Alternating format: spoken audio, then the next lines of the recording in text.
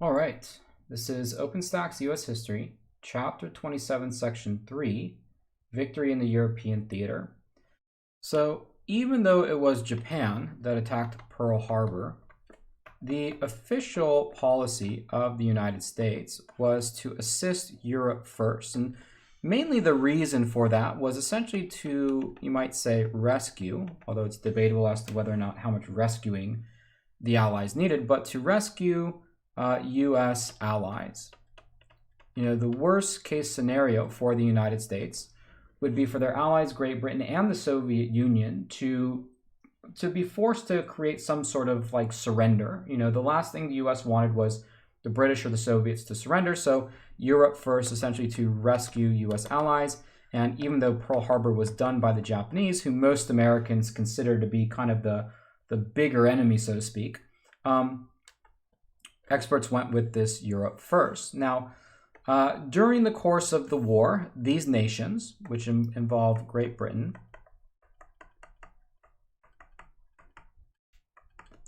and the Soviet Union, would need to communicate in order to coordinate their war effort. We talked about the Atlantic Charter previously. This was more or less an unofficial agreement, or maybe alliance, on U.S.-British war aims. The United States and the British essentially wanted the same thing, or at least agreed that they wanted the same thing. They wanted national self-determination, countries to rule themselves. They wanted free trade. They wanted to make a world safe for democracy. So this was an unofficial agreement. So the British and the Americans generally see eye to eye on most things. That's because, Great Britain is also, it's democratic. It's a capitalist country. So ideologically, the United States and Great Britain are on the same side. The Soviet Union is really the odd man out, so to speak, and that's because it's a communist country. And communism is antithetical to capitalism. It's almost the complete opposite of it. So, during the wartime diplomacy, everyone's kind of got their eye on the Soviet Union, or at least the Americans and the British do. And there's a question about whether or not the British Americans can fully trust them. Those who negotiated the wartime diplomacy are referred to as the Big Three: Franklin Roosevelt, who of course is president of the U.S., Winston Churchill, who's prime minister of Great Britain, and Joseph Stalin, who is the dictator of the Soviet Union. And so it's really up for these three to negotiate for the Allied side. And they have a series of meetings during and after the war. The first one is held at Casablanca, right? So this is a meeting.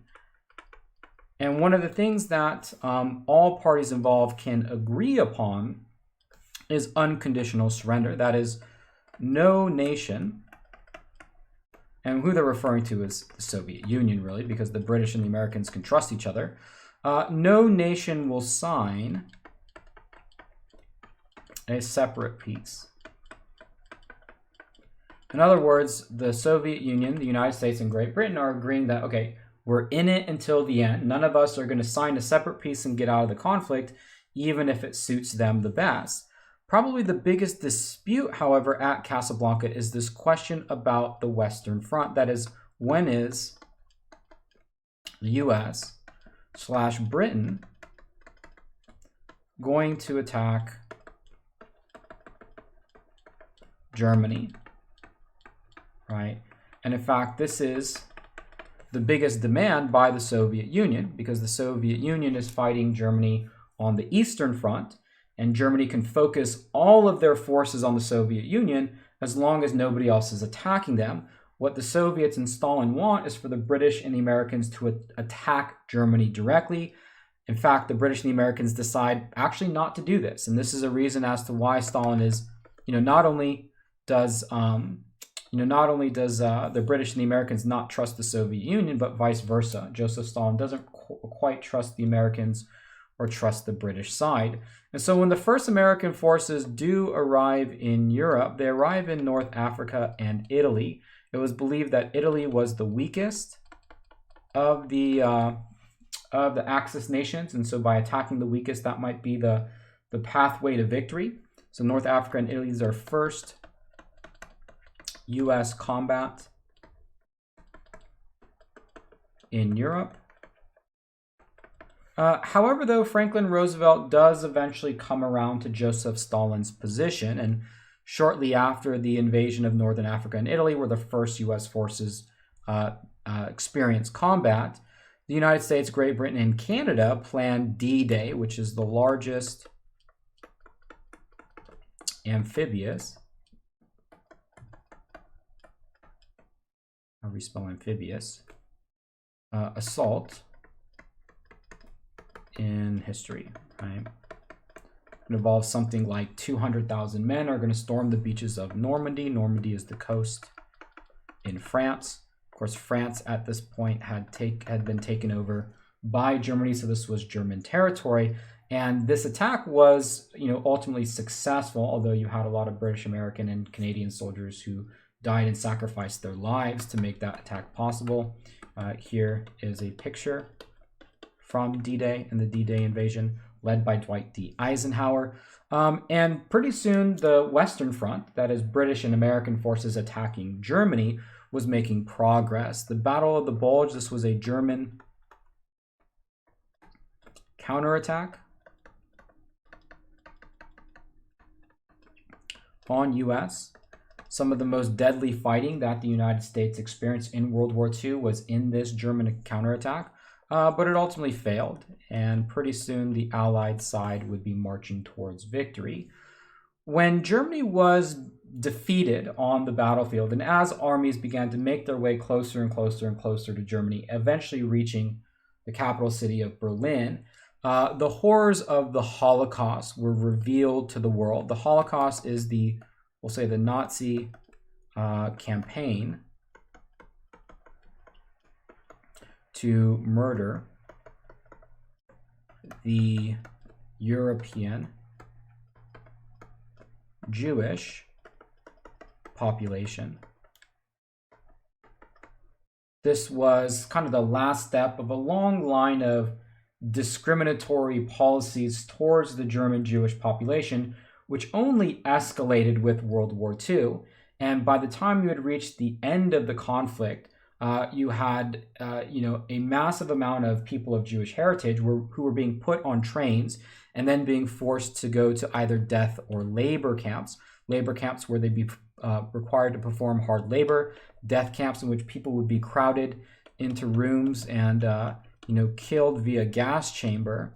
And, the Holocaust itself, as the term that we use to describe this campaign of mass murder, ultimately killed 6 million Jewish people in Europe and claimed the lives of 11 million people overall. And, American forces especially, but also Soviet forces worked to expose the atrocities and the horrors that occurred during World War II. Dachau was one of these death camps. Another famous one was Auschwitz. Auschwitz was a death and a labor camp, and we know the most about Auschwitz because there were the most survivors. And some of these other camps like Dachau, in which every single person was killed, the Nazis even worked to sort of hide their tracks as the war unfolded. And the Holocaust itself is probably it really goes to show as the example of just how brutal World War II was, and really the disregard for human life. Now, not soon after, by 1945, Germany was retreating on all fronts. And so there were a series of meetings that were taking place during the final years of the war where Germany on the retreat, right? They're pretty much on the they're on the back foot, and the question about who's going to win World War II is no longer in question. And so this alliance between Churchill, Roosevelt, and Stalin is all the more unnecessary, right? You can see kind of, even from this photo, you can sort of see a little bit of uneasiness on Stalin, because the question is, these two guys are buddies, but can he trust those people, and vice versa? And so at Yalta, there was a little bit more disagreement between the big three. They agreed that Poland would be communist for now, but elections later. All right, that was the idea. Poland was a nation that had been taken over by Germany, liberated by the Soviet Union. And the question for Poland, well, is this going to be a democracy or, you know, is it going to be a communist nation? And of course, the Soviet Union wants it to be communist. The British and the Americans want it to be a democracy. So they couldn't really figure out what to do with Poland. So they said, okay, you know, Churchill and Roosevelt said, okay, fine. Well, actually, that's not true. By this point, actually, I think by Potsdam, Roosevelt passes away in 1945. Roosevelt passes in 1945. So I don't believe, actually, let me actually gonna check real quick. Is Roosevelt still alive at Yalta? Yeah, Roosevelt's still alive at Yalta. But in 1945, Roosevelt passes. So Potsdam is between Truman and Stalin. So Roosevelt's still alive here. But Poland they can't agree upon. And so it'll stay communist for now, but Stalin promises that there'll be elections later and, you know, the will of the people will be found. Here also Stalin agrees, or the Soviet Union agrees to help with Japan. So the Soviet Union agrees to help U.S. And lastly, the nations agree upon a United Nations, which is yet again another international organization to keep the peace. This is the successor to the League of Nations, which didn't do a very good job of keeping the peace. At Potsdam, the war is more or less over, and the big disagreement there, this time between Truman and Stalin, is what to do with Germany. And what they decide to do with Germany is to divide into 4 pieces. Essentially, that's because they can't really agree upon what to do with Germany, and so they say, okay, well, let's just divide it into 4 pieces, and we'll kind of figure it out later. This temporary division of Germany into 4 different parts ends up remaining a permanent division, really solidified by the ensuing conflict, the Cold War, you know, all the way up until the late 1980s and early 1990s.